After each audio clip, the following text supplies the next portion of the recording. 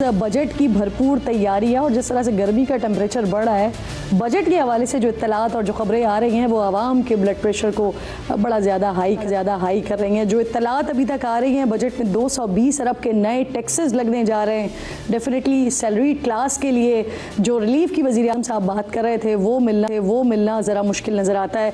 गाड़ियाँ, solar panel, रोज़मर्रा इस्तेमाल की अशिया ये महंगी होने का इम्कान है।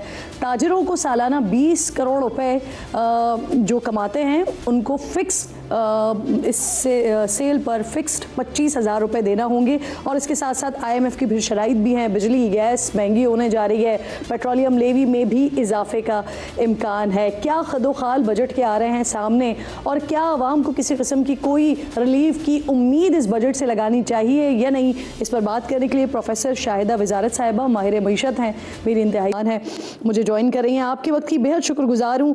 प्रोफेसर साहिबा, जब बजट की तैयारी हो रही होती है और बजट आने वाला होता है तो अवाम बहुत ज़्यादा अपसेट है और इस वक्त जो हमारे सामने इत्तलात आ रही हैं, 220 अरब के नए टैक्सेस लगाए जाने का इम्कान, सेल्स टैक्स 1% बढ़ाने की तजवीज़ है, साबुन से लेकर दूध, दाल से लेकर तेल, बाइक से लेकर गाड़ी, यानी हर चीज़ ही महंगी होने जा रही है। देखिए, हुकूमत के लिए सबसे आसान यही तरीका है, क्योंकि इस मुल्क के जो अवाम हैं वो बिल्कुल मुनज़्ज़म नहीं है, वो उन्होंने अपने आप को ऑर्गेनाइज नहीं किया हुआ है। तो बस सबसे आसान तरीका यही है कि आप टैक्सेस इनसे जमा करते रहें और उसको इस्तेमाल करके डेट सर्विसिंग करते रहें। मैंने इस पे एक स्टडी की थी और मैंने देखा था कि गवर्नमेंट के जो परफॉर्मेंस इंडिकेटर्स हैं उसमें से कौन से में बेहतरी आई है और कौन से में बेहतरी नहीं आई है। तो मैंने ये देखा कि irrespective of who is in power, चाहे हुकूमत PTI की हो, चाहे पीपल्स पार्टी की हो, चाहे नून लीग की हो, चाहे किसी की हो, सिर्फ दो इंडिकेटर्स ने अच्छा परफॉर्म करते हैं। एक तो टैक्स GDP रेशियो और दूसरा debt servicing over GDP ratio. यानी कि हुकूमत सिर्फ एक काम कर रही है, वो आके IMF से कर्जे लेती है और फिर लोगों से टैक्सेस जमा करके उनको डेट सर्विसिंग कर देती है और हुकूमत कुछ नहीं कर पा रही है। अपने जो उनके स्टाइल हैं, उनका तर्ज ज़िंदगी है, उनका जो शाहाना तर्ज ज़िंदगी है, वो उसी तरह बरकरार रहता है, उसी तरह प्रोटोकॉल्स उनको मिलते रहते हैं, उसी तरह उनके शाहाना रोज़ के लाखों के खर्चे हैं।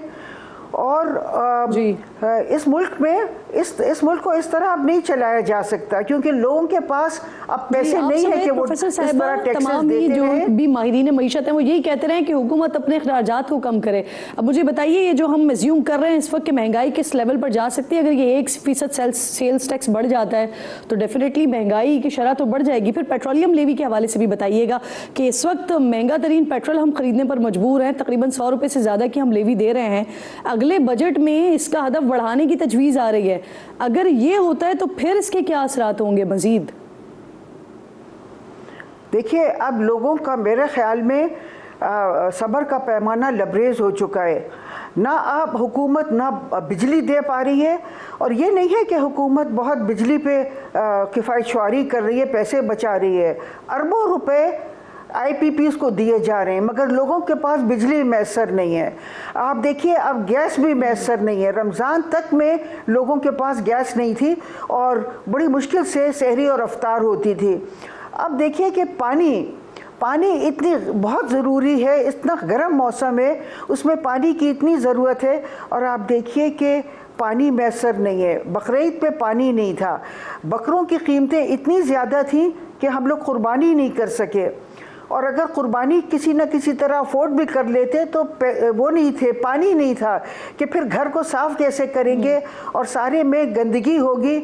तो आप देखिए कि हुकूमत टोटली फेल हो गई है, और न सिर्फ ये हुकूमत बल्कि जितनी भी हुकूमतें आई हैं जिन्होंने IMF पे ये इन्हिसार किया है कि बस IMF से पैसे ले लेके अपने शाहाना तर्ज ज़िंदगी जारी रखेंगे और लोगों से फिर कर्जे जमा कर करके टैक्स जमा करके उनको पे करेंगे। प्रोफेसर साहिबा, हमारा एक बड़ा मसला टैक्स नेट के हवाले से है, वो जो टैक्स नेट से बाहर है उनको टैक्स नेट में लाना, ये एक बहुत बड़ा मसला है। इस बार जो ताजरों के लिए एक स्कीम आ रही है या जो तजवीज़ आ रही है कि अगर 20 करोड़ आप सालाना की सेल करते हैं तो 25,000 रुपये फिक्स टैक्स आपके ऊपर लगेगा।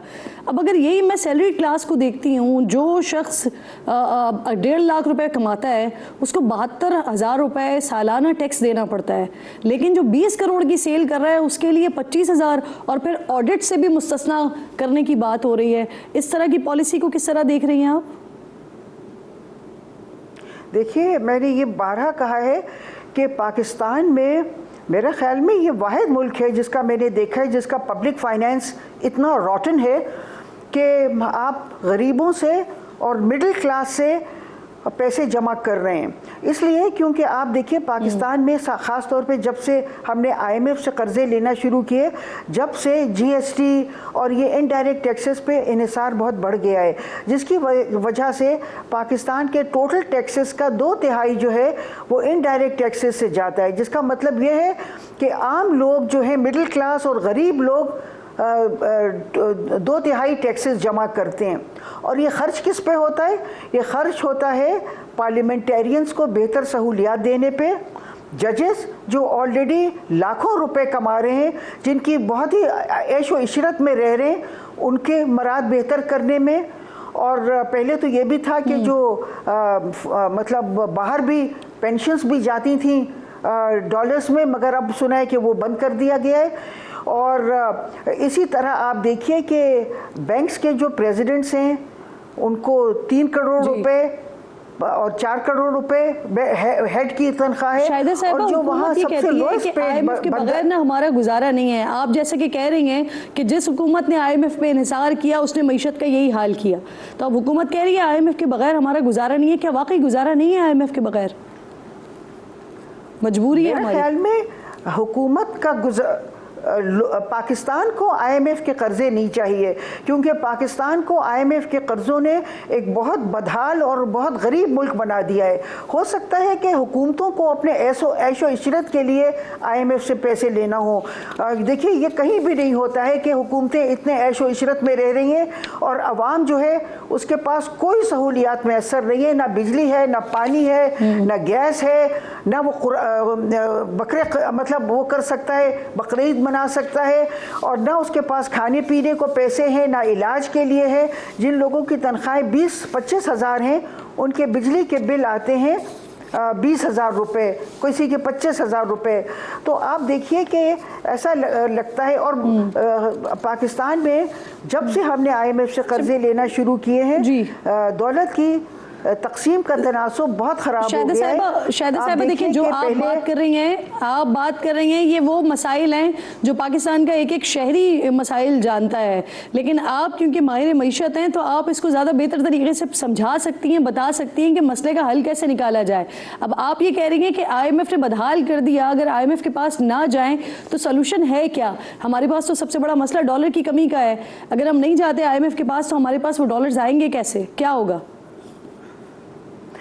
دیکھیے، میں نے اس پہ 2 سال پہلے ایک کتاب لکھی تھی اور میں نے ایک آلٹرنیٹیو بنایا تھا کہ آپ IMF کے پاس نہ جائیں تو کس طرح آپ اپنی معیشت کو، پبلک فائنینس کو بہتر طرح سے کر سکتے ہیں منظم۔ مگر مسئلہ یہ ہے، مثال کے طور پہ آپ جو تعیشات امپورٹ کر رہے ہیں وہ آپ امپورٹ نہ کریں۔ آپ سے کس نے کہا ہے کہ آپ کتے بلی کا کھانا امپورٹ کریں؟ یہ تو ضرورت ہماری کوئی نیسیسٹی نہیں ہے۔ پھر آپ دیکھیے کہ آپ اگر سٹورز میں جائیں، گروسری سٹورز میں، تو وہاں ایووکاڈوز رکھے ہوئے ہیں، ایک ایووکاڈو 350 روپے کا ہے۔ اور اسی طرح امپورٹڈ پھل ہیں، امپورٹڈ چیز ہے، امپورٹڈ جوسز ہیں، چاکلیٹس ہیں، کاسمیٹکس ہیں۔ آپ کو ان کی کیا ضرورت ہے امپورٹ کرنے کی؟ اگر آپ کے پاس ڈالرز نہیں ہے تو آپ ان چیزوں کو امپورٹ نہیں کریں۔ آپ کو ایک ٹارگیٹڈ اپروچ کی ضرورت ہے کہ آپ اپنی وہ کریں، تعین کریں کہ آپ کی ضروری اشیاء کیا ہیں، اور آپ کو جو ضروری اشیاء ہیں ان کے لیے اپنے ڈالرز رکھیں۔ اور اس کے علاوہ جو آپ کے ضروری اشیاء ہیں ان کو آپ اس کے لیے ڈالرز کی بجائے آپ ان کو بارٹر پہ بھی کر سکتے ہیں۔ بہت سے ملکوں نے ہمیں آفر کیا ہے۔ بہت بہت شکریہ آپ کا، بالکل درست بات ہے، ٹارگیٹڈ اپروچ کی سارے سلسلے میں۔ اور اب عوام کو انتظار ہے اس بات کا کہ بجٹ جس کے بارے میں اتنی قیاس آرائیاں ہو رہی ہیں کہ یہ چیزیں ہیں جو عوام کے لیے مزید مشکل ہو سکتی ہیں، اب جب وہ آئے گا تب کیا سامنے آئے گا۔